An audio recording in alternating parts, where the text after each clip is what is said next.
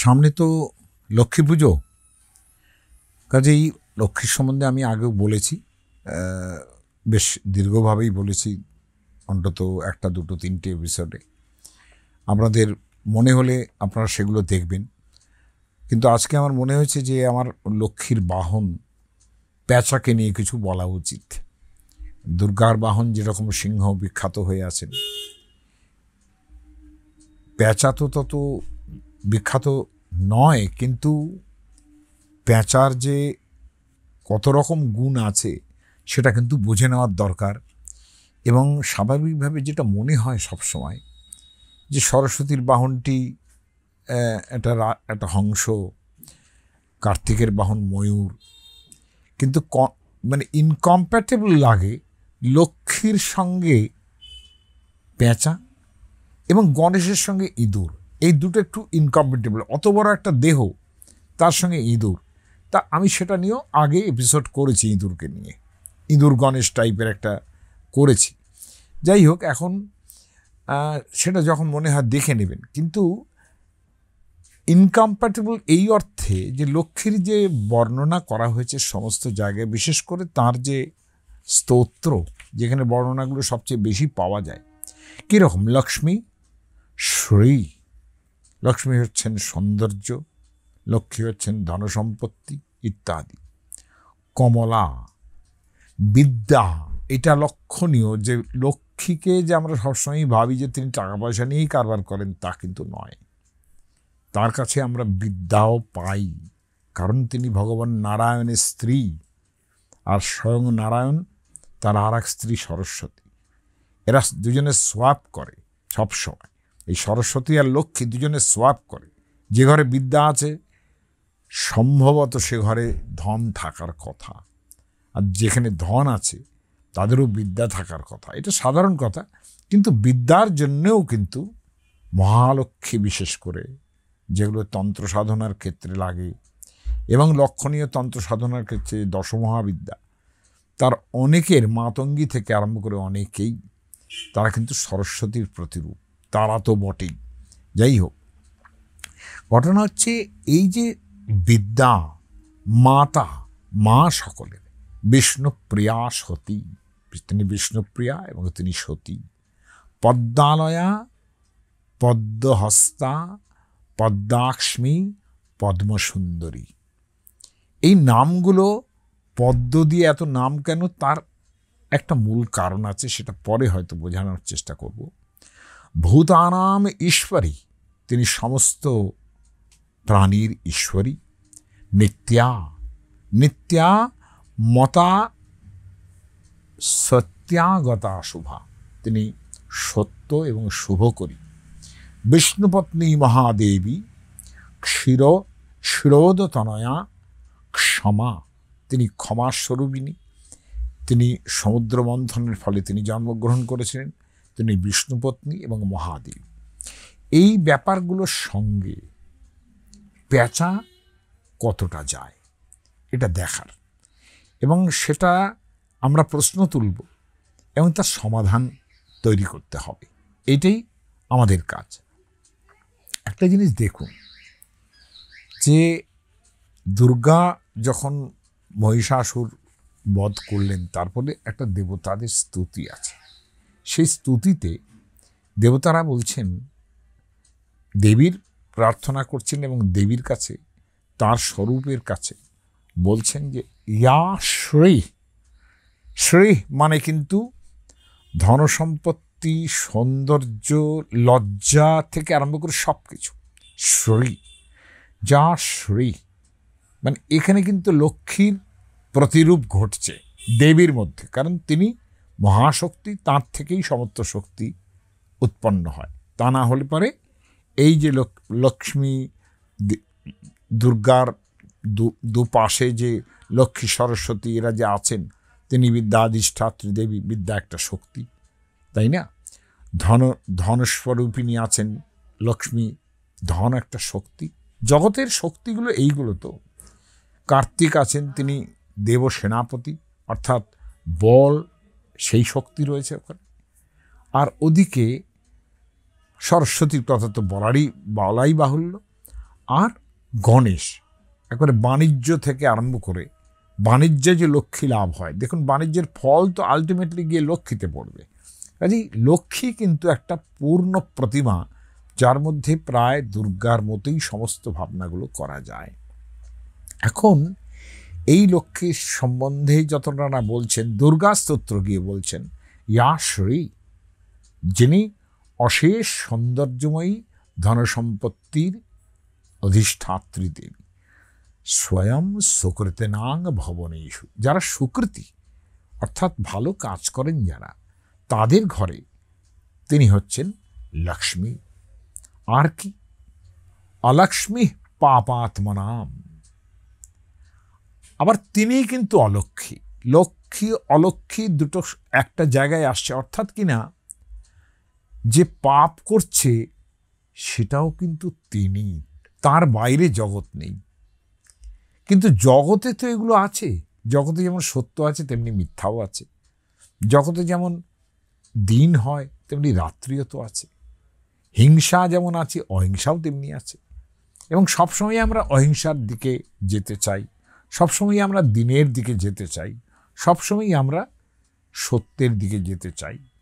এটা তো আমাদের বাস্তব অভিজ্ঞতা, যা আমরা সবসময় বলে থাকি। তাহলে অলক্ষ্মী পাপাত্মনাম কৃতধিয়াম হৃদয়েষু বুদ্ধি, যারা অত্যন্ত পড়াশোনা করা জ্ঞানী মানুষ, তাদের তিনি বুদ্ধি, তাদের সেই বুদ্ধিতেই কিন্তু জগৎ চলে। শ্রদ্ধা সতাম, সজ্জন মানুষের কাছে তিনি শ্রদ্ধা। কুলজনা প্রভবস্য লজ্জা, খুব বড় ঘরের মানুষ তারা যে বিনয়টা দেখান ওটা তিনি। ওই শ্রী অর্থাৎ ধনসম্পত্তি থাকলে পরেই তার যে একটা এলিভেশন তৈরি হয়, কিংবা কি বলবো খুব বেশি পরিমাণ স্ফীত বোধ করে, সেটা যেন না হয়। এই জন্যেই কিন্তু শ্রী শব্দটা দিয়ে দুর্গা স্তোত্রের মধ্যে বলা হচ্ছে কুলজন প্রভবস্য লজ্জা, অর্থাৎ খুব বনেদি বড়লোক যারা, তাদের মধ্যে যে বিনয়টা থাকে, মানে টাকা হজম করতে পারছে না এরকম মানুষ নন, তাদের কাছে তিনি লজ্জা, অর্থাৎ সব বিষয়েই তারা বিনয় দেখান। তাং ত্বাং নতাস্ম পরিপালয় দেবী বিশ্বম, সেই তোমাকে নমস্কার করছি, তুমি এই পৃথিবীকে পরিপালন করো। পৃথিবীর পরিপালনী শক্তির মধ্যেই কিন্তু লক্ষ্মী আছেন, কারণ আমরা প্রত্যেকে ধনসম্পত্তি, অর্থ ইত্যাদি, যশ ইত্যাদির পেছনে ছুটছি, এগুলো সবই কিন্তু লক্ষ্মী থেকে হয়। এবং মহাভারত পুরাণে যে অর্থ, কিংবা কৌটিল্যের অর্থশাস্ত্রে যে অর্থ নামক যে পুরুষার্থ, অর্থাৎ মানুষের যে সামাম্য নাম অব লাইফ, সেখানে কৌটিল্য বলছেন অর্থ এব প্রধান, অর্থাৎ অর্থই সব। এখন এই অর্থ রাজ্য, মনুষ্যবতী ভূমি, মানে পলিটিশিয়ানরা যে রাজ্য অধিকার করতে চান সেটা, অর্থাৎ রাজা যেরকম রাজ্য অধিকার করতে চান, আমাদের যারা পলিটিশিয়ান আছেন তারাও কখনো বিধায়ক হতে চান, কখনো এমপি হতে চান, এই তো ব্যাপার। তাহলে এই যে জায়গাগুলো, এগুলো সবই কিন্তু লক্ষ্মীর অধীন। কাজে সেই জায়গাটা কিন্তু এই শ্লোকটা একটু অন্যরকমভাবে ভাবতে হবে। এখন এই যে লক্ষ্মী, আমরা কি করি, যে আমরা এই জন্যে বেশ একটা শান্তশিষ্ট সেই রকম একটা বাহন যদি তার থাকতো। আমি এটা বললাম লক্ষ্মী চরিত্র এই জন্যে, যে লক্ষ্মীর এই রকম রূপের যে কথা, ভাবনার কথা যে বলা হচ্ছে, তার সঙ্গে খুব যেন ইনকম্প্যাটেবল মনে হয় পেঁচাকে। কেন? যে পেঁচা প্রায় মানে এমনিতে সাধারণভাবে পেঁচাকে আমাদের দেশে অনেক সময় খুব নিম্ন চোখে দেখা হয়, নিচু চোখে দেখা, এবং অমিউনাস মানে অশুভকারী বলে মনে করা হয়। কিন্তু সেটা কেন মনে করা হয় সেটা পরে বলছি। হ্যাঁ, আসলে উলুক হচ্ছে আমাদের প্রাচীন, পেঁচা শব্দটার প্রাচীন সংস্কৃত শব্দ হলো উলুক। উলুক হ্রস্ব উ, লয় দীর্ঘ উ, ক। এবং লক্ষণীয় যে উলুকের কথা বেদে পর্যন্ত আছে, যদিও বেদের এক জায়গায় সেটা ওই রকম একটা অমিউনাস মানে একটা অশুভ শক্তি বলে মনে করা হয়, কিন্তু বস্তুত যে অশুভ শক্তি নয়, তিনি শুভ দিতেই আসে সেটাও কিন্তু বেদের মধ্যেই তার মন্ত্র থেকে বোঝা যায়।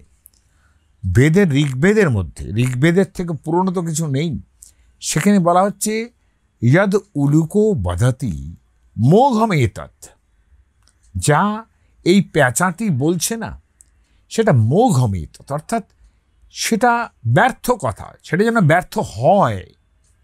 মন্ত্রদ্রষ্টা ঋষি চাইছেন যে প্যাঁচা যেটা বলছে সেটা যেন ব্যর্থ হয়। প্যাঁচা কি করতে পারে? প্যাঁচা মৃত্যুর দূত হিসেবে চিহ্নিত। একটি কপোত অর্থাৎ পায়রা এবং এই উলুক ঋগ্বেদের মধ্যে যমের দূত হিসেবে চিহ্নিত। কীরকম দূত? এরা জানান দেয় বাই শ্রিকিং, এই যে কল, মানে প্যাঁচা ডেকে ওঠার যে কল, এটা তার যে ডাকটা, এটাকে খুব অশুভ মনে করেন। এমনকি শেক্সপিয়ার পর্যন্ত তাই মনে করেছেন। শেক্সপিয়ারের বহু জায়গায় এই প্যাঁচার ডাক নিয়ে যে শ্রিকিং আউল, সেটা একটা অমিনাস পদ্ধতি বলে মনে করেছেন মানে শেক্সপিয়ার।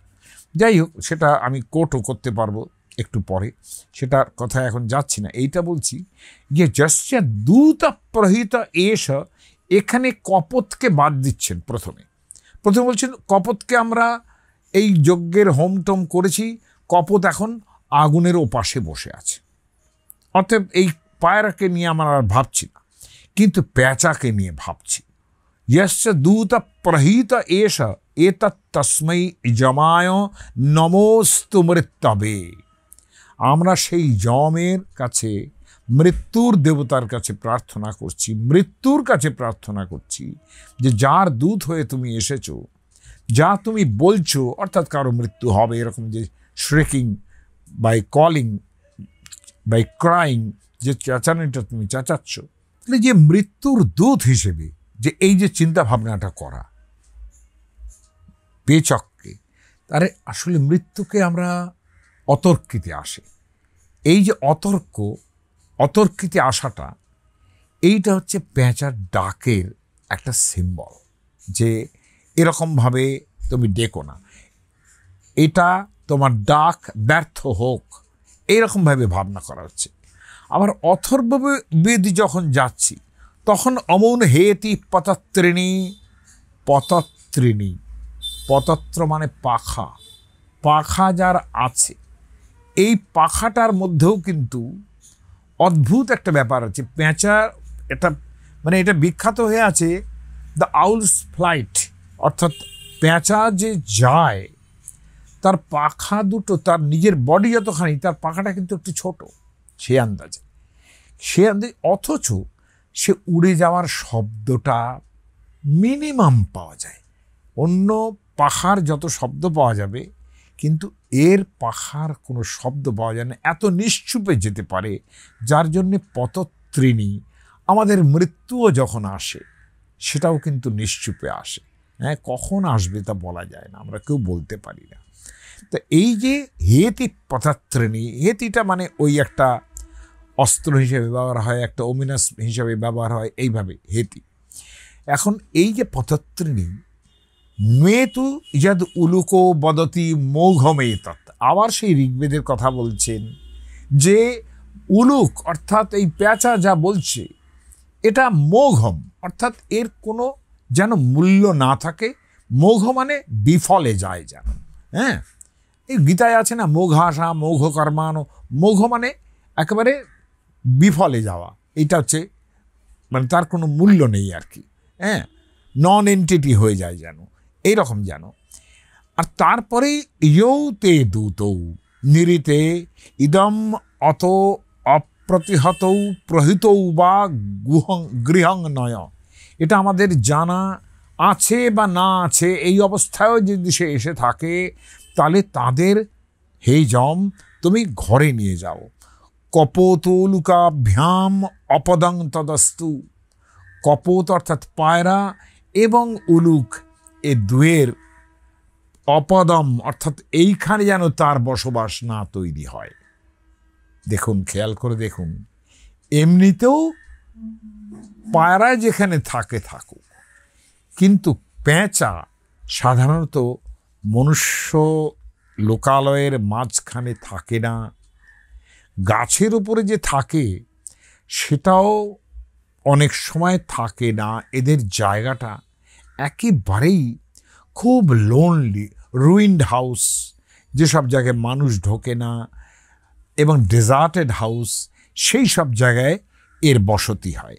এখন এই জায়গায় দাঁড়িয়ে যে একটা জিনিস দেখুন, পেঁচা কিভাবে মৃত্যুর দূত হয়ে আসে তার একটা বড় উদাহরণ আছে আমাদের মহাভারতের মধ্যে। আপনারা খেয়াল করবেন, যখন সম্পূর্ণ যুদ্ধ শেষ হয়ে গেছে, কুরুক্ষেত্রের যুদ্ধ শেষ হয়ে গেছে, দুর্যোধন মারা যাবেন, এই অবস্থায় দুর্যোধন, অশ্বত্থামা, কৃপাচার্য এবং কৃতবর্মা এসে উপস্থিত হয়েছেন দুর্যোধনের কাছে।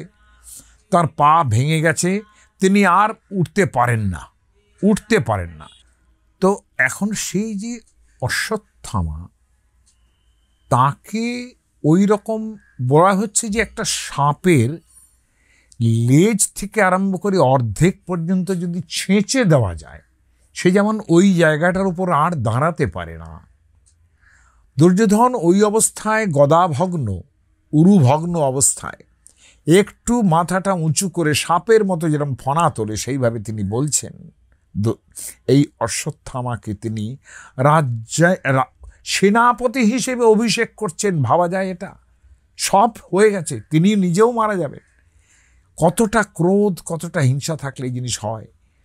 তিনি সেনাপতি হিসেবে তার অভিষিক্ত করে দিচ্ছেন তাকে, যে তুমি যাও, তুমি সেনাপতি, পারলে সব ধ্বংস করে দাও। অশ্বত্থামা বলেন, আমি ধ্বংসের জন্যই এসেছি। ঠিক আছে, কিভাবে ধ্বংস হবে? তারা তো উপায় খুঁজে পাচ্ছেন না।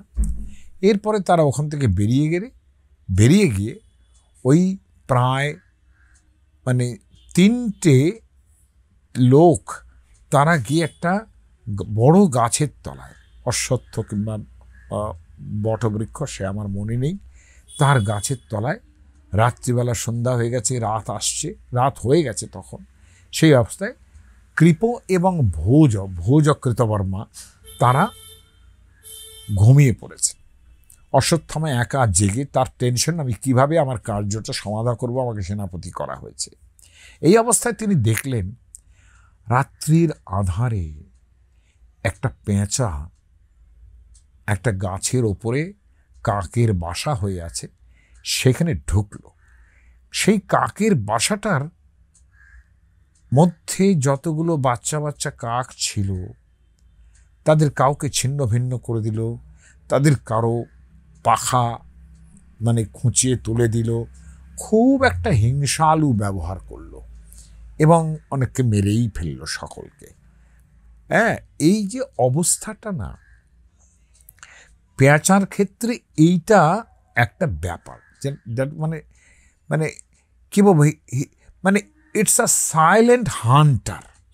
এই সাইলেন্ট হান্টার সব কিছু স্বীকার করে যে সে, তার আর কোনো রকম ভাবনা চিন্তা থাকে না, সে এইভাবে চলতে থাকে। এইভাবে তার নিশ্চুপ কেন? পেঁচা দিনের বেলা দেখতে পায় না, পেঁচা রাত্রিবেলায় দেখে, যা সেটা আবার এতটাই তীক্ষ্ণ চক্ষু যে সব কিছু সে দেখতে পায় দিনের আলোর মতো রাত্রিবেলা। এইখানে কিন্তু সমস্ত কি বলবো, যেটা বৈপরীত্য, এখান থেকেই কিন্তু তার ভালোর জায়গাগুলো আসবে, এইটুকু বলতে পারি। কেন? দেখুন যে একটা ভালো জায়গাগুলোর ব্যাপারগুলো, এটা খুব ভালো একটা গল্প আছে। সলোমন, যিনি ইসরায়েলের আমাদের জুডাইজম এবং এর যে তিনি বিখ্যাত মানুষ হয়ে আছেন, ওল্ড বাইবেল আর কি, সেখানে সলোমন, দ্য কিং সলোমন, তিনি হচ্ছেন যে one of the wisest men in the world, এটাকে বলা হয় তাকে। তা তাকে অনেক সমস্ত পাখিরা এসে জিজ্ঞাসা করলো যে, আচ্ছা, এই যে দ্য হেটেড বার্ড, এই একটা আউল, অর্থাৎ এই পেঁচা হচ্ছে সবাই একে ঘৃণা করে, আর থাকে সবসময় একটা সিক্লুশন, অর্থাৎ একেবারে নীরবে নির্জনে থাকে, কোনো জায়গায় লোকালয়ের মধ্যে সে আসেই না। এবং যেগুলো সব রুইনস অ্যান্ড ভয়েডস, যেগুলো সব জায়গায় ফাঁকা জায়গা এবং মানে পোড়ো বাড়ি, এই সব জায়গায় কোটরের মধ্যেই লুকিয়ে থাকে। তো এইরকম যে জায়গায় থাকে তারা, এমনকি ব্রাঞ্চড ট্রিজ যেগুলো, অর্থাৎ প্রচুর পরিমাণ ডালপালা আছে, সেখানেও ভালো করে সে থাকে না, একদম নির্জনতার মধ্যে থাকে। বনের মধ্যে হলে নিশ্চয়ই থাকবে, কিন্তু সেখানে নির্জন তো অন্য, আদারওয়াইজ নির্জন, সেইখানে থাকে। এবং এটা তোমাকে জিজ্ঞাসা করছি সলোমন, পাখিরা জিজ্ঞাসা করছে, সমস্ত পাখিরা, যে এটার কারণটা কি ব্যাপার এটা। সলোমন কথাটা শুনে বললেন যে দেখো, he that regards the world as সেডিউসড,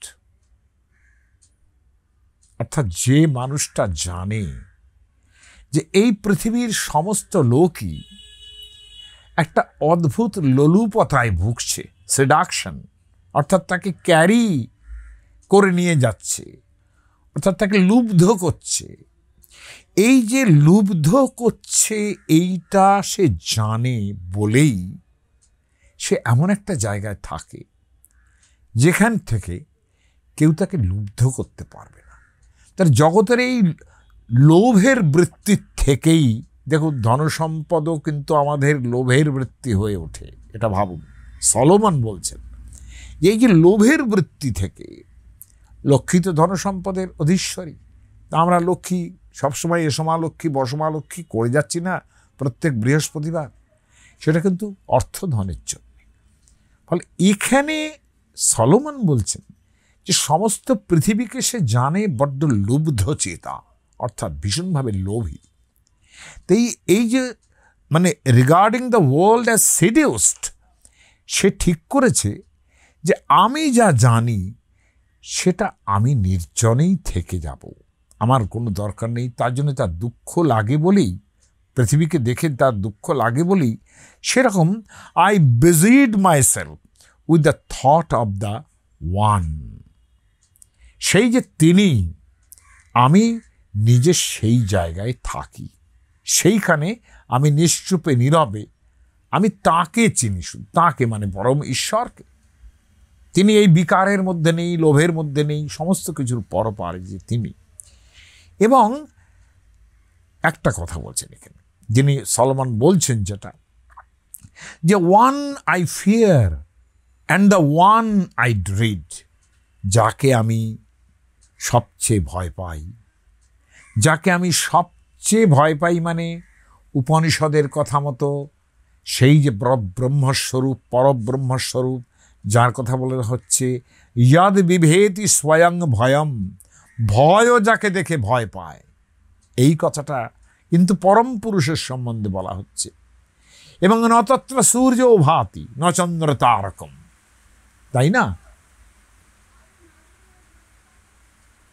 এটা তো বলা হচ্ছে উপনিষদের মধ্যে, পরব্রহ্মস্বরূপের ভাবনাই তো একবার ওয়ান বলে বলছেন, একমেবাদ্বিতীয়ম, one I fear and the one I dread, and I love no other friend but him. এখানে একটা কথা ছিল নাকি, যে অবাক লাগবে সেই কথাটা শুনতে। বলছেন এই শব্দটা সলোমন যেটা উচ্চারণ করছেন তার জুইশ ভাষায়, যে ইয়াহা অ্যান্ড ইয়াহু, ইয়াহা ইয়াহু। দেখুন ইয়াহু ইয়াহু নিয়ে আমাদের হিন্দি গানও অনেক হয়েছে, কিন্তু এই ইয়াহা এটা একটা ইসরায়েলি, মানে একেবারেই সেই প্রাচীন জুডাইজমের টার্ম।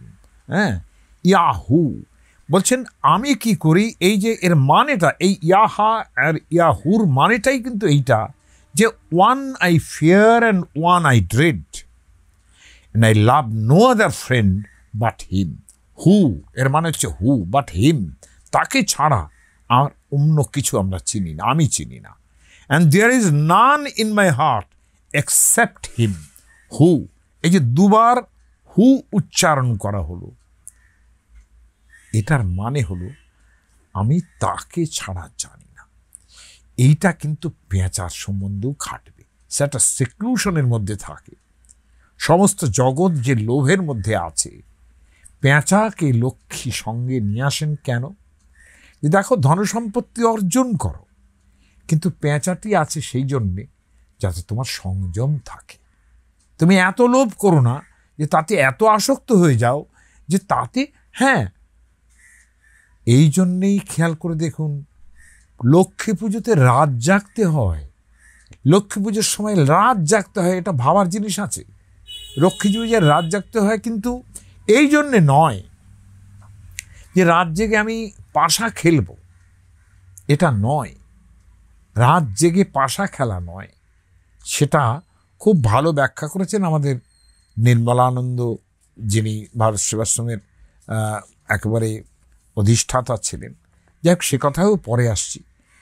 আর একটা জিনিস, যে আমাদের সিস্টার ল্যাঙ্গুয়েজ অর্থাৎ আবেস্তা, যেখানে আমাদের মানে হোম শব্দটা হেমও হয়, এরকম উচ্চারণ হয়। ইন্দ্র বৃত্তাসুরকে বধ করেছেন বৃত্র বেরিত্রাগ্ন, তাই না? আমাদের মধু, ওদের মেথু, এইরকমভাবেই জিনিসটা চলে।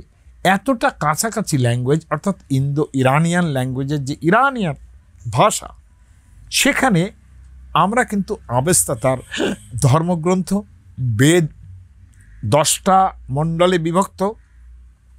ওখানে দেখুন ইয়াস্ট বলে একটা কথা আছে, সেই বেদের মতোই একটা গ্রন্থ, সেখানে ওইটা বলা আছে। সেখানে কিন্তু পেঁচার অনেক স্তুতি আছে, অনেক ভাবনা করছেন তারা পেঁচার সম্বন্ধে, এবং সেখানে একটা খারাপ কথাও পেঁচার সম্বন্ধে নেই। আপনারা বলতে পারেন যে ঋগ্বেদের মধ্যে তাহলে দেখলাম কেন? খারাপ কথা নেই। মৃত্যু মানেই খারাপ নয়। মৃত্যু মানে তুমি যে একটা শাস্তি, অর্থাৎ আমরা এখন জগৎ থেকে বেরিয়ে গেলাম, এইটা। এই আবেস্তাতে কিন্তু সবসময় একটা ভাবনা আছে যে যারা পেঁচার পালক লাগাচ্ছে, যারা যারা যারা পেঁচার হাড় গোড় ব্যবহার করছে, সেগুলো নাকি ভীষণ পবিত্র। এমনকি শাহনামা, ফেরদৌসি যে বিখ্যাত মহাগ্রন্থ, মহাকাব্য যেটাকে বলি আমরা, তার মধ্যে ফরিদুন বলে একজন, তিনি কিন্তু ওই পেঁচার পালক সমস্ত গায়ের মধ্যে ঘষছেন মঙ্গলের জন্যে। তাহলে, এবং শুধু এখানে নয়, গ্রিক যে অ্যাথেনা, তিনি তার ঘাড়ের ওপরে পেঁচা বসা থাকে, এবং ওদেশে গ্রিসে তো প্রচুর পড়ে। সলোমনের থেকেই হয়তো সেটা আসছে, সলোমন যে কথা বলেছেন। গ্রিস দেশে প্রচণ্ডভাবে কিন্তু পেঁচাকে একটা অসম্ভব শক্তিমান, ক্রূর এবং অথচ ভীষণ পবিত্র শক্তি হিসেবে দেখা হয়েছে। এবং শেক্সপিয়ার তার নাটকের মধ্যে না হয় ব্যবহার করুন thou ominous and fearful owl of death. লক্ষ্য করে দেখুন, ফিয়ারফুল আউল অফ ডেথ কোথায় বেদ, কোথায় শেক্সপিয়ার? মানে মানুষের যে বিশ্বাস, মানুষের যে লোকবিশ্বাস, সেটা কোন স্তরে প্রথিত ছিল যে একে আমরা মৃত্যুর দুধ বেড়েছি আজ থেকে 5000 বছর আগে। আর শেক্সপিয়ার কোন সময় রচনা করছেন?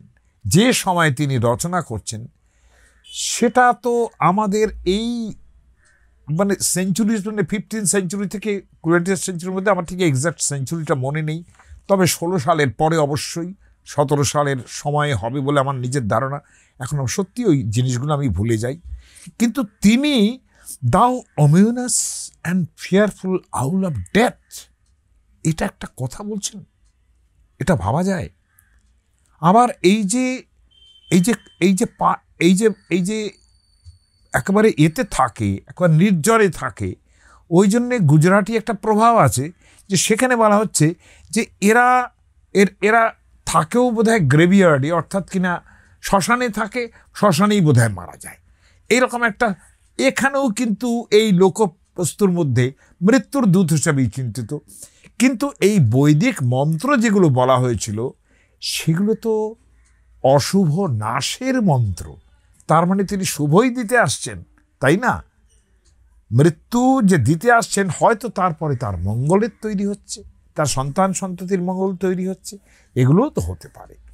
আর এখানে এটা না ভেবে এটা বলাই ভালো যে লক্ষ্মীর যে বাহন পেঁচা, সেখানে কিন্তু এটা ভীষণ ইম্পর্ট্যান্ট হয়ে উঠছে যে যে আমরা যে অর্থ ধন চাই, সেটা লক্ষণীয় যে আমরা দিনের বেলায়, মানে পেঁচার যে স্বভাব দিনের বেলায় যেরকমটা, সে একদম নিরীহ, একদম গোবেচারা, কোটরের মধ্যে আত্মগোপন করে থাকে, হ্যাঁ, এবং কোনো রকমে সারাদিনের খাবার না, রাত্রিবেলাই তার খাবার দাবার যা হয় হান্টিং করে সেইগুলো সে সারাদিন চালিয়ে দেয়।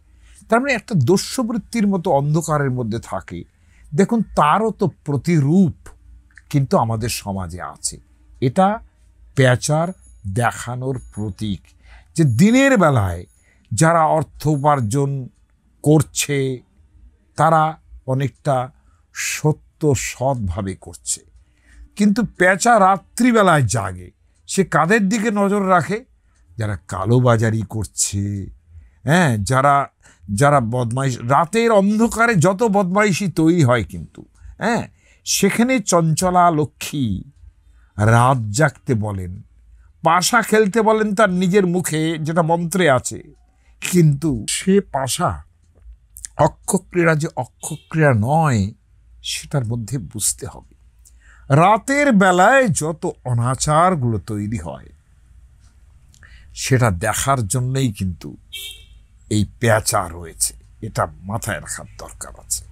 কারণ সেখানে একটা অদ্ভুত সিম্বলিজম কাজ করে যে যত রক্তারক্তি, মার্ডার, অশান্তি, হ্যাঁ, একের দ্বন্দ্ব, অন্যের প্রতিযোগিতায় আর এককে খুন করা, এরা সব, এমনকি অসুর রাক্ষসদের পর্যন্ত নিশাচরও বলা হয়েছে। তার মানে রাত্রিবেলায় কিন্তু আসরিক বৃত্তিগুলো আমাদের মধ্যে জাগ্রত বেশি হয়।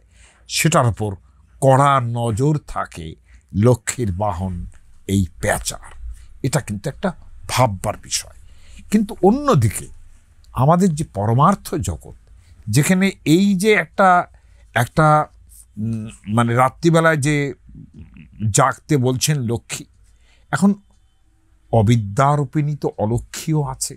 সেই অলক্ষ্মীর কাজ হচ্ছে রাত্রিবেলায়, সেটার থেকে তিনি ধর্মরূপিণী, বিদ্যারূপিণী যে লক্ষ্মী, তার বাহন হয়ে আসছেন পেঁচা, ওই অলক্ষ্মীর উপরে খেয়াল রাখছেন। তিনি যমের দূত কিন্তু আর একদিকে। এখন এই ধনের যিনি দেবী, তিনি কিন্তু যমেরই চিহ্নটা বহন করছেন পেঁচাকে নিয়ে। পেঁচাকে তিনি বাহন হিসেবে গ্রহণ করেছেন, যে যমের দূতকে আমি কিন্তু তার ঘাড়ের উপরে চেপে বসে আছি। সে শুধু নজর রাখতে পারে, কিন্তু তার পিঠে চেপে বসে আছি আমি। সে তোমার ক্ষতি করবে না, কিন্তু নজর রাখবে।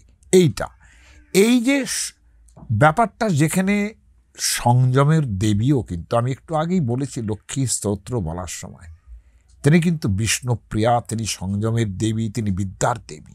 হ্যাঁ, সে সবসময় এটা চিন্তা করে যে পেঁচাও যা করে, যে তুমি যেরকম অন্যায়গুলো তুমি রাত্রিবেলা করো, সেখানে তুমি অন্ধত্ব লাভ করো, অর্থাৎ রাতের বেলা এগুলো করো না, সেখানে চুপচাপ থাকো। সেখানে তুমি এই নিরীহ ব্যক্তিকে যে শোষণ করছো, অমুক করছো, তার দিকে নজর রাখছেন তিনি। কিন্তু পরমার্থ চিন্তার দিকে এটা একটা ভীষণ ইম্পর্ট্যান্ট হয়ে দাঁড়ায় পেঁচার এই রাত জাগা পেঁচা। এবং অনেক জায়গায় মহাভারত এবং রামায়ণের মধ্যে তো আছেই যে পেঁচাকে কিন্তু একটা উইজডম, অর্থাৎ জ্ঞানী, এরকমভাবেই প্রমাণ করা হচ্ছে।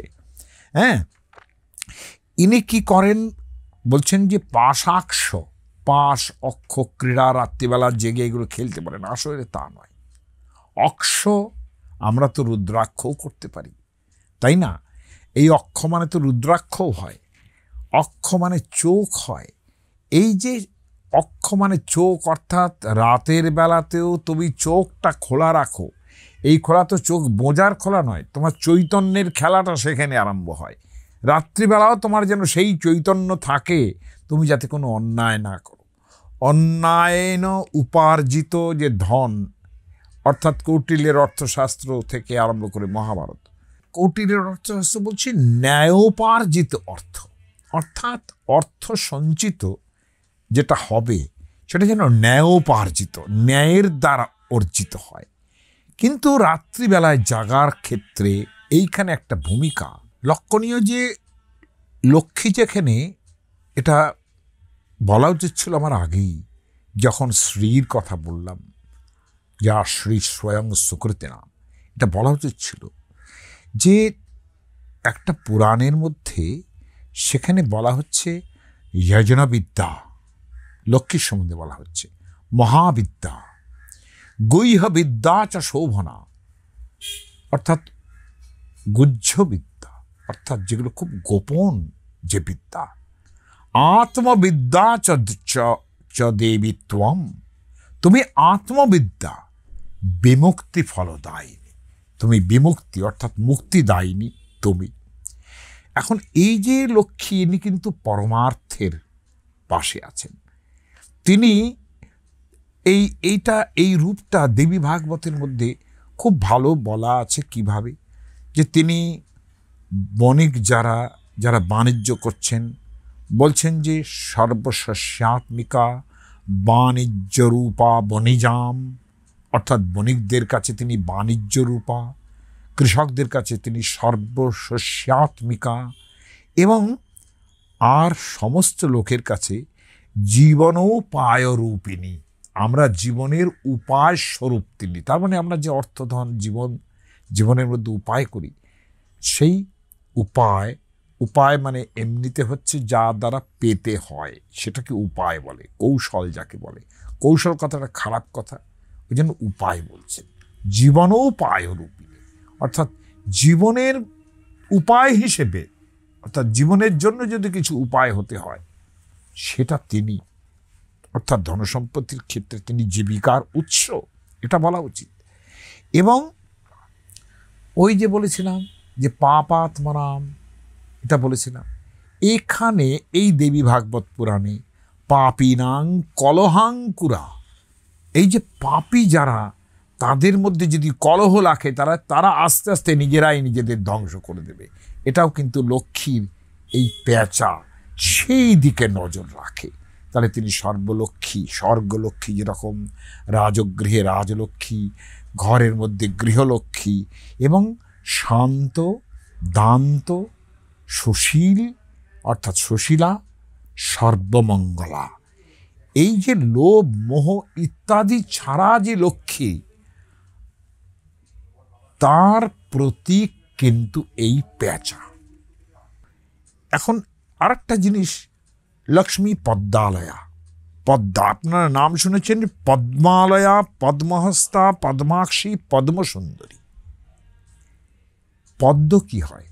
আস্তে আস্তে ফুটিল কমল দল ফুটিল, রবীন্দ্রনাথ বলেছেন না, পদ্ম আস্তে আস্তে বিকশিত হয়, পূর্ণভাবে নয়। এই যে আস্তে আস্তে চলাটা, সেটা বাণিজ্যের ক্ষেত্রে, অর্থ উপার্জনের ক্ষেত্রে, সর্বত্র এই বিকাশটা যেন পদ্ম কলির মতো হয়, যে আস্তে আস্তে সম্পূর্ণটা ফুলছে।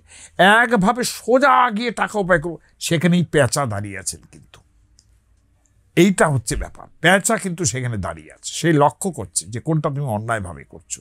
রাত জাগা তার, সেই জন্যে সে রাত জাগা পাখি।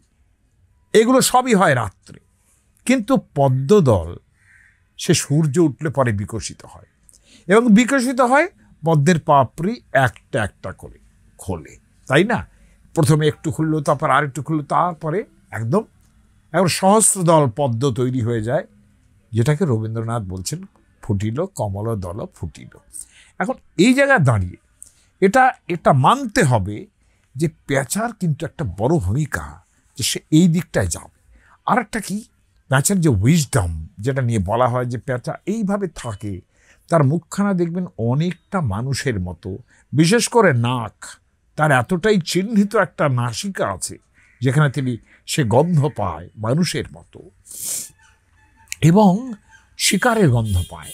এবং সেখানে তার একটা বড় গুণ, যে সে মুখখানা মানুষের মতো বলেই তার মধ্যে কিন্তু উইজডমের একটা প্রক্রিয়া। তার মাথার উপরে যে ছোট্ট ছোট্ট লোমগুলো থাকে, এমনভাবেই যেন জটাধারী একটা একটা মানুষ তপস্বীর মতো সে বসে আছে। সারা সময় সারা দিন ধরে সে দিনের তপস্যা করে, রাতের তপস্যা করে, কখন রাত আসবে তাকে যেতে হবে, যে সমস্ত অন্যায়কারীদের আমি দেখে রাখব। এই যে জায়গাটা, এখানে অদ্ভুত একটা তপস্যার জায়গা আছে। আমাদের ক্ষেত্রে দেখুন, ভগবদ্গীতায় বলা হচ্ছে যে ইয়া নিশা সর্বভূতানাম তস্যাং জাগর্তি সংযমী। সংযমী, সমস্ত মানুষের যেটা রাত্রিকাল, সংযমী ঋষি পুরুষ সেখানে জেগে থাকেন, অর্থাৎ তাদের চৈতন্য থাকে, তারা যা ইচ্ছে তাই করেন না, তাদের চৈতন্য সম্পন্ন থাকে।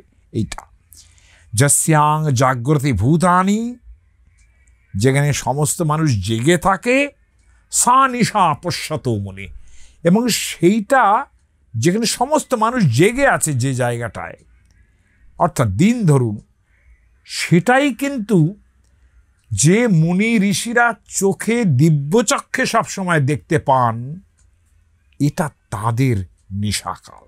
মানুষ যেখানে জেগে আছে এটা তাদের রাত্রি। সেই রাত্রিতে একটা শব্দ বলা হচ্ছে পশ্যত মুনে, যে মুনি সবসময় দেখছেন। লক্ষ্য করে দেখবেন, আমরা যে প্রথম মন্ত্র পড়ি, ওং বিষ্ণু ওং বিষ্ণু ওং বিষ্ণু, ওং তদ্বিষ্ণু পরমং পদম সদা পশ্যন্তি সূরয়া দিবিব চক্ষুরাততম। অর্থাৎ আকাশ যেরকম সবসময় চোখখানা যেন তার মেলে রয়েছে, রাত্রি হোক দিন হোক, সেইভাবে কিন্তু বিশেষত রাত্রিবেলায় চোখের পাতা খুলে থাকা, চৈতন্যের স্বরূপ বজায় রাখা, এটা মুনি ধর্ম। এই মুনি ধর্মের ক্ষেত্রেই কিন্তু এই পেঁচা বিখ্যাত হয়ে আছে। সেই জন্যেই লক্ষ্মীর বাহন পেঁচা। আপনি যতই তাকে নিন্দা করুন অন্যভাবে, কিন্তু সে কিন্তু জ্ঞানের প্রতীক। যেমন লক্ষ্মীও আত্মবিদ্যার স্বরূপিণী। ধন দিচ্ছেন মানেই এই নয় যে উচ্ছৃঙ্খলভাবে সেটা ভোগ করতে হবে, সেই উচ্ছৃঙ্খলতার দিকে নজর রাখে ওই পেচক, ওই পেঁচা। অতএব লক্ষ্মীর বাহন কেন পেঁচা হয়েছে সেটা একটু আপনাদের বোঝানোর চেষ্টা করলাম।